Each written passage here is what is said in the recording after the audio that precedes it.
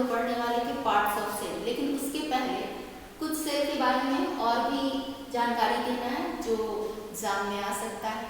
जैसे सेल का जो शेप होता है, साइज होता है, वो कैसा होता है।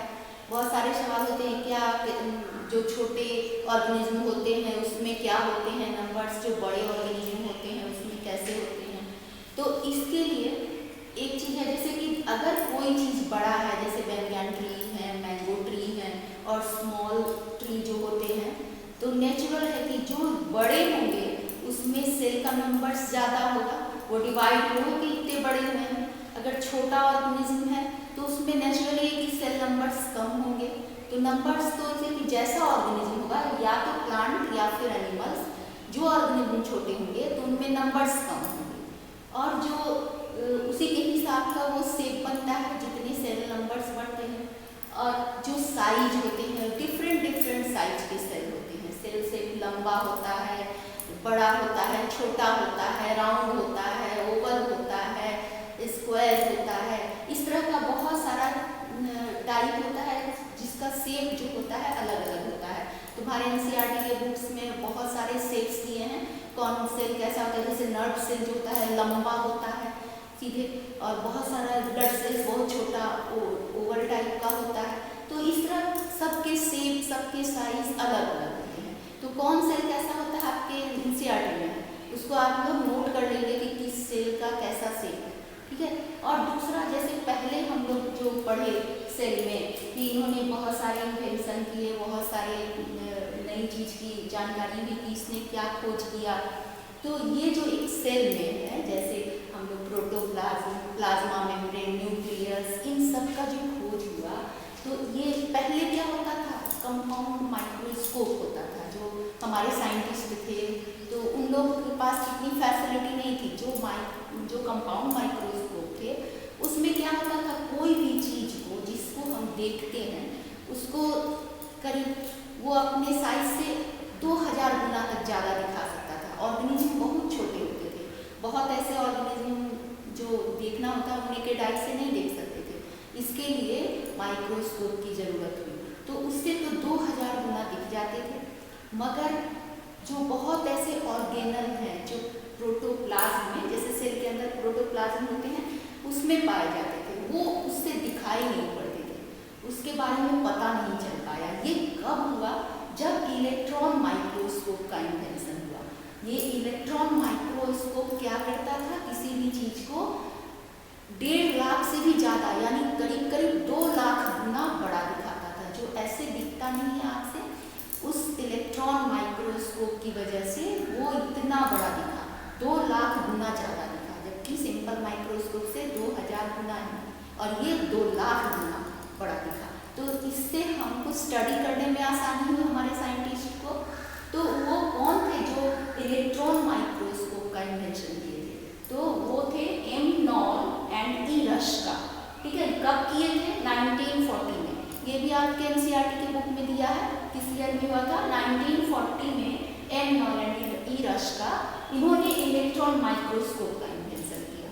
तो उसके बाद से बहुत सारी जानकारी हमें मिली, बहुत सारे सेल ऑर्गेनल के बारे में पता चला, सब धीरे धीरे उसके बारे में सब जो भी पता चला उसका हम लोग आगे जो पार्ट्स ऑफ सेल पढ़ेंगे, 1 by 1 हम लोग पढ़ेंगे। तो ये जो इलेक्ट्रॉन माइक्रोस्कोप है, जैसे हमारे सेल को कैसे पता करते थे, कैसे मतलब क्या डाले कैसे किए तो पता चला कि सेल में न्यूक्लियस है।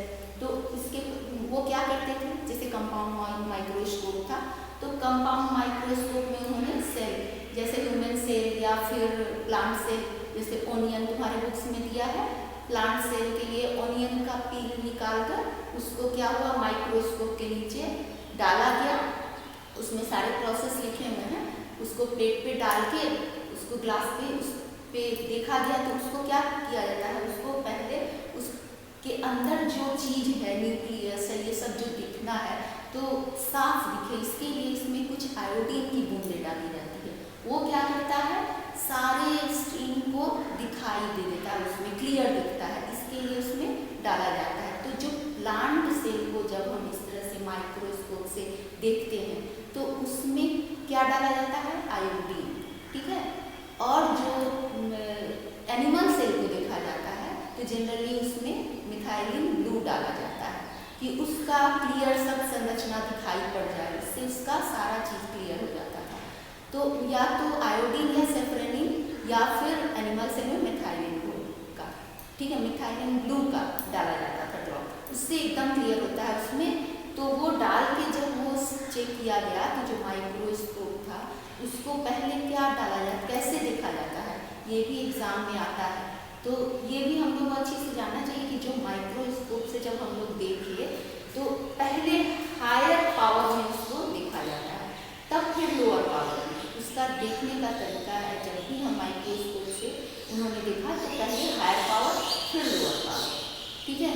तो इससे उसमें साफ शकल दिख जाएगा उस सेल में कि एक आउटर मेम्ब्रेन जैसा रहेगा, ठीक है, ये इसका प्लाज्मा मेम्ब्रेन दिख गया और सेल में हर सेल जो कनेक्ट थे उस सब के बीच में एक न्यूक्लियस, ठीक है, और ऐसे कुछ चिपचिपा पदार्थ उसमें पाया गया जो प्रोटोप्लाज्म था। सारे सेल में एक एक न्यूक्लियस दिखाई पड़े, ठीक है, सारे सेल में।